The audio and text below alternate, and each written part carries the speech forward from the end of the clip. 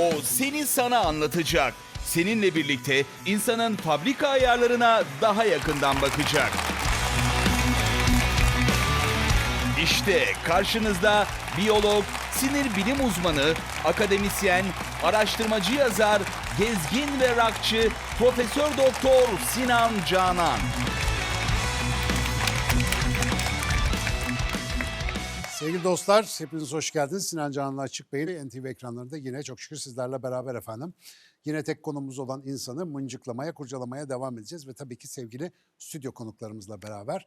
Siz de bizlerle birlikte stüdyoda böyle konuları deşelemek için yanımızda olmak istiyorsanız yapmanız gereken şey çok basit. Açıkbeyin.com/NTV adresine gidiyorsunuz. Orada bir katılım formu var. Dolduruyorsunuz. En kısa zamanda, müsait bir anda burada bizimle beraber oluyorsunuz.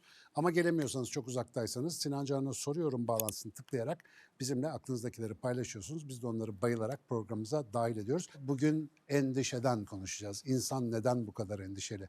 Bilmiyorum siz endişeli misiniz ama hepimiz arada bir, yani Allah sizi inandırsın ben bile arada bir o endişenin içerisine düşebiliyoruz. Bu endişe acaba bir tuzak mı yoksa işe yarayabilecek bir donanım mı varsa neden var, olmaması mı lazımdı? Acık onları konuşalım istiyorum. Hazırsanız başlayalım.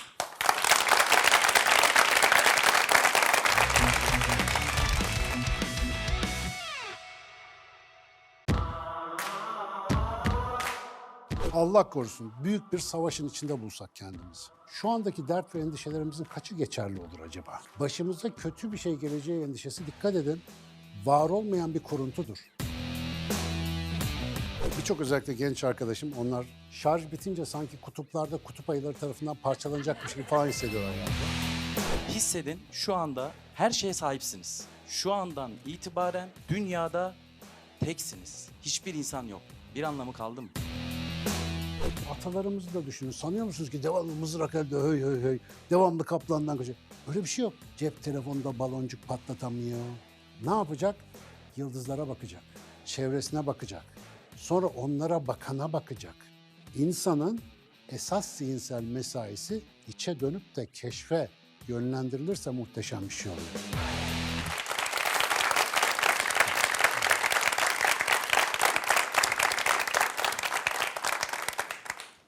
Bakayım şu çok endişeli gözükmüyorsunuz. İyi gibi. Ama konu galiba sizi de ilgilendiriyor gibi bir his var içinde, değil mi? Yani şu anda endişeli olmasak bile endişe arada bir bize uğruyor. Biz burada hep insanı konuşuyoruz falan diyoruz ama arkadaşlar insanı konuşmak bizim icadımız değil, biliyorsunuz binlerce yıldır insanlık en çok insanı konuşuyor zaten. Herkesin derdi insan, nasıl daha iyi insan olunur, işte biz nasıl yaşayacağız, bu dertlerden nasıl kurtulacağız. Ve benim ilk çok hoşuma giden insan tanımlarından bir tanesi çok eski Şirazlı Sadi'nin Bostan ve Gülistan diye meşhur, biliyorsunuz edebiyatın şaheseri sayılan eserleri var. Orada zikrettiği çok enteresan bir şey var. Ezberlediğim tek Farsça beyit bu. Bu kadar biliyorum. Hani Farsça biliyormuşum gibi bir görüntü oluşmasın. Şimdi yapay zekayla da çok yapıyorlar ama yok yani. Demiş ki yek kadre-i hunes ve saat herazan endişe. Farsçası. Türkçesine bir damla kan bin bir endişedir insan. Çok acayip değil mi? Gerçekten de küçücük bir hacmimiz, minnacık bir ömrümüz var. Ama vallahi nelerin gerginliğini yaşıyoruz ömür boyu. Mark Twain şey demiş, hayatımın büyük kısmı başıma hiç gelmeyecek şeyler için endişelenerek geçti. Devamlı böyle bir endişe üreten bir sistemimiz var gibi. Açık Beyin'i daha önceden takip eden sevgili dostlar bizim insanın fabrika ayarları anlatısı üzerine her şeyi kurduğumuzu biliyorlar. O anlatıda da ne vardı ana konu? Biz milyonlarca yıllık canlılık tecrübesinden bir miras almışız. Bu miras uyarınca biz doğanın tehlikeli koşullarında hayatta kalmak için yapılmıştık. 300 bin yıldır insan burada. Bunun çok büyük bir kısmı, %90'ından fazlasında atalarımız doğada yaşamışlar. Bugünkü medeniyet anlamında bir şey yok. Medeniyet dediğiniz son 5000 senelik falan bir hikaye. O zamana kadar hep doğada ya bir an sonra ne olacağının belli olmadığı, yırtıcı hayvan tehlikesinin en tepede olduğu, açlığın ana sorun olduğu, belirsizliğin hükümdar olduğu bir ortamda bir şekilde bizimkiler hayatta kalmışlar. Ne şekilde hayatta kalmışlar tam bilmiyoruz ama bildiğimiz bir şey var. Hayatta kalmışlar çünkü biz bugün buradayız onların torunları olarak ve biyolojinin bize öğrettiği doğruysa biz aynı sistemi onlardan miras almış durumdayız. Öyle birkaç bin senede de değişecek bir yapımız yok yani. Biyoloji öyle çok yavaş değişen bir şey. O yüzden ataların o ortamdaki komando donanımı aynen bizde var. Ama hatırlayınız bugünün dünyasında Yani normal bir hayat yaşayan bir insanın artık açlıktan ölme riski neredeyse kalmadı. Hatta çoğumuz tokluktan ölüyoruz biliyorsunuz. Vahşi hayvanların hiçbiri bizi yemiyor artık değil mi? Herkesi biz yiyoruz. Neredeyse bizi yiyen kimse kalmadı çok şükür. O da iyi bir şey. Yani artık avlanıyoruz riski de yok. Biri bizi avlamıyor artık. Ya da kış gelecek, yaz gelecek ben öleceğim diye korkmuyoruz. Korunaklı evlerimizde, şehirlerimizde takılıp duruyoruz. Yani atalardan gelen komando donanımı hiçbir işe yaramıyor. Kaldık mı işsiz? Biz de ne yapıyoruz? Haftaya ne yesem acaba? Başlıyoruz plan program. İşsizlikten dolayı normalden fazla endişe üreten bir sistem var. Hep örnek veriyorum mesela Allah korusun büyük bir savaşın içinde bulsak kendimizi. Bombardımanlar, ölümler falan filan dünyanın her yerinde var biliyorsunuz haberlerde görüyoruz. Ama gerçekten içinde olsak şu andaki dert ve endişelerimizin kaçı geçerli olur acaba? Can tehdidine düştüğümüz zaman değil mi? Bombalar altında. Bunların hiçbirinin önemi yok. Ve biz çok şükür ki dertsiz tasasız bir ortamda görece atalarımıza göre yaşarken bunun bir bedelini yaşıyoruz. Çok dertli bir dünya için hazırlanmış beden burada eğer yönetmeyi bilmezsek büyük bir sıkıntı çıkarıyor. Şimdi arkadaşlar bu konuya girip topu size atacağım çünkü endişeler konusunda dertli olduğunuzu biliyorum ama hemen önce başlayalım. Buyurun efendim bir el gördüm. Bir mikrofon alalım buraya. Merhaba hocam, İsmet Nadir ben. İsmet hoş geldin. Merhabalar. Teşekkür ederim hocam. Hocam şunu merak ediyorum. Şimdi atalarımız mağarada yaşarken tabii ki vahşi hayvanlar, aslan olsun, diğerleri olsun öyle bir korku endişe vardı. Bugün modern insanda ise ay şarjım %1 oldu. Ya şarj Acaba endişesi sosyal var. medyaya giremeyecek miyim bir endişesi var. Bunların arasındaki farkı ben rica edecektim Şimdi hocam. zaten bugün biraz bunu konuşacağız da beyin için Teşekkür ilginç ederim. olanı şu. Aslan tehlikesiyle şarj bitme tehlikesi arasındaki farkı ayırt edebilecek bir duygusal sistemimiz yok. Aklımız bu ikisinin farklı olduğunu biliyor, gülüyoruz ama birçok özellikle genç arkadaşım onlar cep telefonsuz bir hayatı pek bilmedikleri için şarj bitince sanki kutuplarda kutup ayıları tarafından parçalanacakmış gibi falan hissediyorlar abi. Böyle bir gerginlik oluyor insanlarda. Bu gerginliğin biyolojik karşılığına bakıyorsun. Hakikaten hayat tehlikesi altında kalan bir insanın reaksiyonları. Şimdi endişe normal bir şey. Mesela diyelim şu anda dışarıda gök gürültü bir yağmur başlasa akşam eve dönebilecek miyim endişesi taşımanız son derece normal. Bakın ortada belirgin bir durum yok ama riski arttıran faktörlerle birlikte zihniniz yapamazsam ne olur, denk gelmezse olmazsa ne olur diye düşünceler üretmeye başlıyor. Ve bu daha ziyade zihinsel bir süreç. Size çok fazla etki yapmıyor. O çok yorucu, çok yıkıcı bir şey değil. Genellikle arka planda ya şöyle olursa diye bir düşünceyle yaşıyorsunuz siz bunu. Hepimiz yaşıyoruz bu arada. Genelde belirli bir konuya odaklıdır. İşte akşam eve nasıl gideceğim gibi mesela spesifik bir konuya odaklıdır. Ve çoğu zaman kontrol edebilirsiniz. Mesela arkadaşınızla geldiyseniz buraya aman gitmeden bir şeyler içeriz be ne olacak falan der. Sizi bir rahatlatabilir. Bu görece yönetilebilir bir şeydir. Peki bunun faydası ne? Bizde niye böyle bir his var? Biraz endişeleneceğiz ki mesela işte sunumunuz varsa daha ciddi hazırlanasınız değil mi? Ters gidebilecek şeyleri göz önüne almak için size bir fırsat sağlıyor. Plan yapabilmenizi sağlıyor. Riskleri önceden görebilmenizi sağlıyor. Peki böyle bir şey normal mi? Tamamen normal. Harika. Zaten bu yoksa problem var. Bazı beyin hasarlarında, amigdala dediğimiz merkezde işte tümördür, kanamadır bundan dolayı hasar yaşayan insanlarda endişe ortadan kalkıyor. Kalkınca ne oluyor? Plan yok, program yok, tasa yok. Bodoslama gidiyorlar ve genellikle bu tip insanlar kazaya kurban giderek aramızdan erken ayrılıyorlar. Çünkü tedbir alma davranışı da ortadan kalkıyor. Buna endişe diyelim kabaca genelde. İkincisine kaygı diyebiliriz. Anxiety diye İngilizce'de, anksiyete diye de kullandığımız bir terim var. Aslında Türkçesi biraz kaygı. Şimdi burada işin içine bir şey daha giriyor. Endişelendiğiniz bir hususta bedeniniz de tepki vermeye başlarsa, eller avuçlar kaşınır, terler, kalp çarpıntısı bir şeyler olursa işte artık zihin beden birlikte işin içine giriyorlar. Bu iş sizin için ciddileşiyor. Gerginlik, huzursuzluk ve bazen de kasılmalar mesela vücudunuz daha kas katı ve gergin bir hale geliyor. İlla belirgin bir konu olmak zorunda değil. 5 yıl sonra okulda bitiyor. Yapay zeka bütün işlerimizi alacak. Allah'ım biz ne yapacağız falan diye. Bir gerilme halleri var ya.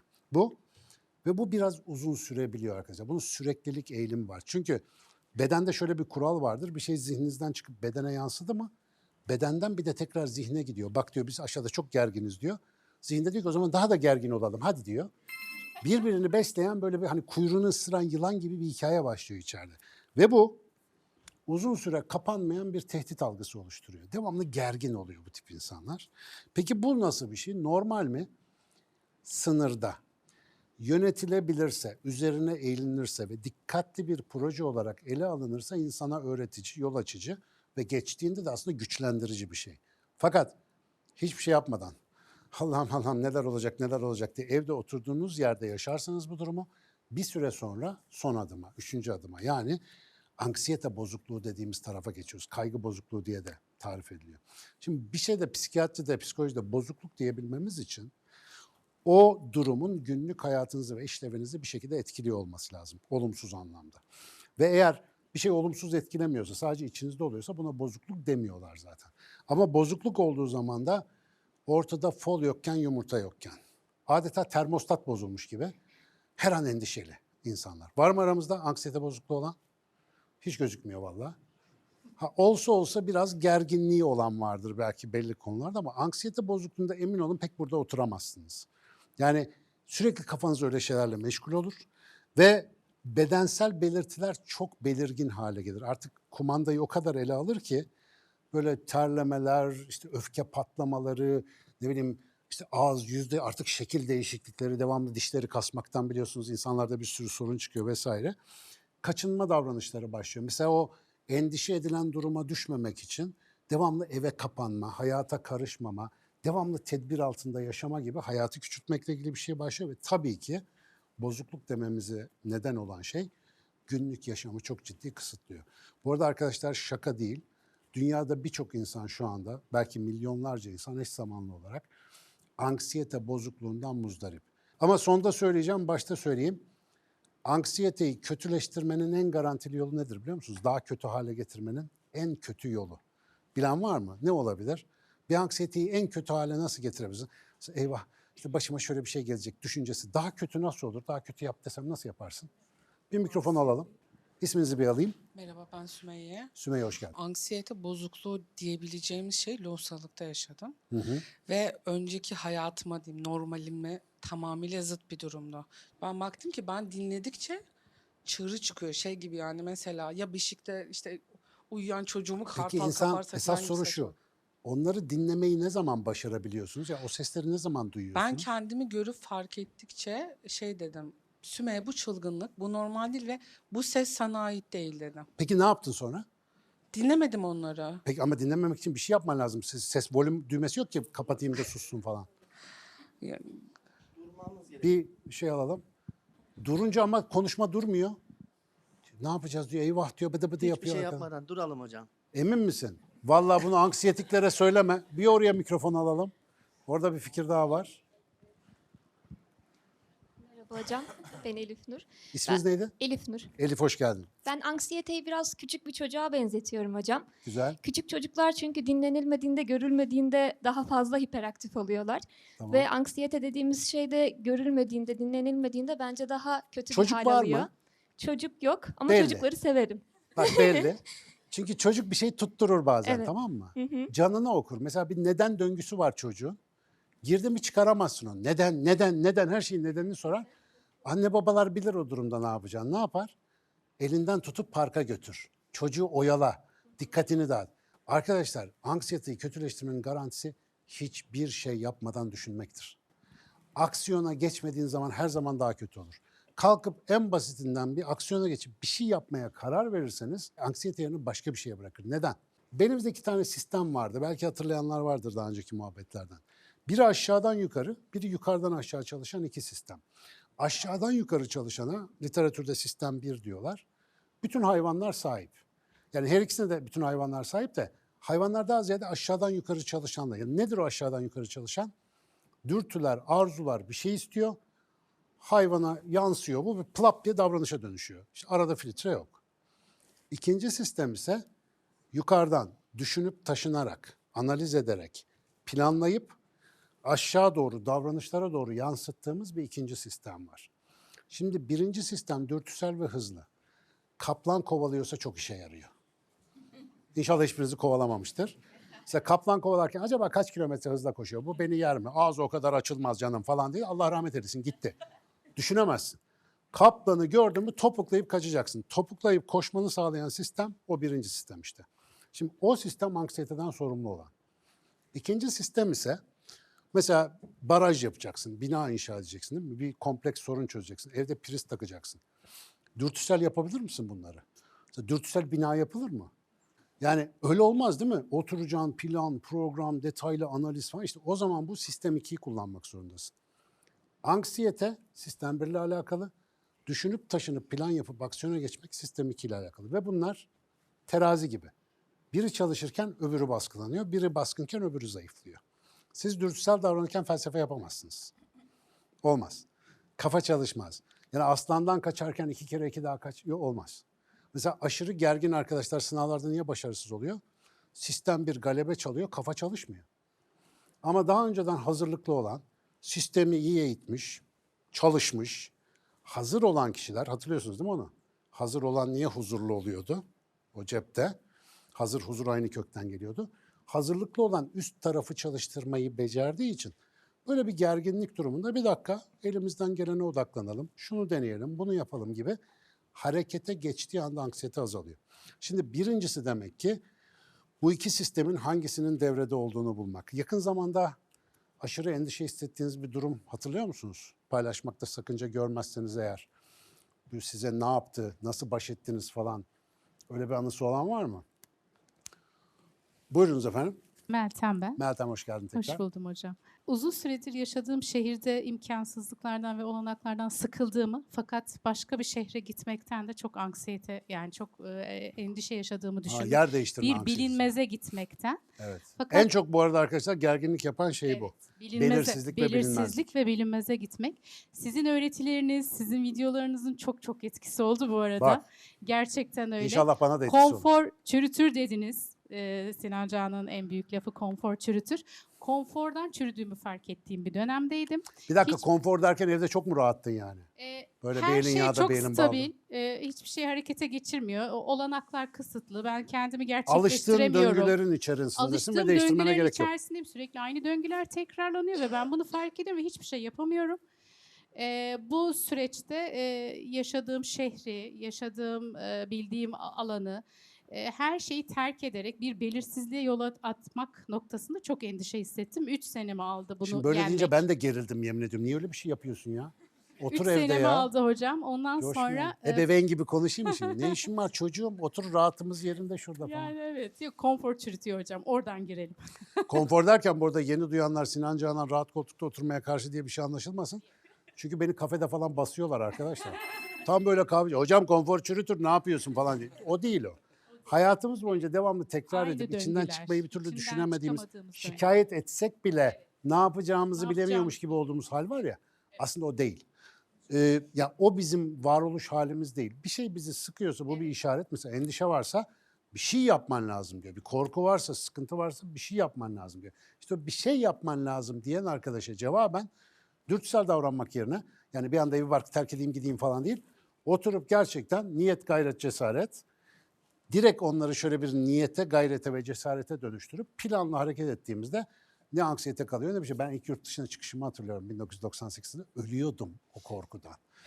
Bir de arkadaşlar 1998 taş devrinden bir hafta sonra. Şimdi bak hiç ne internet var ne bir şey var. Hiç öyle bir şey yok.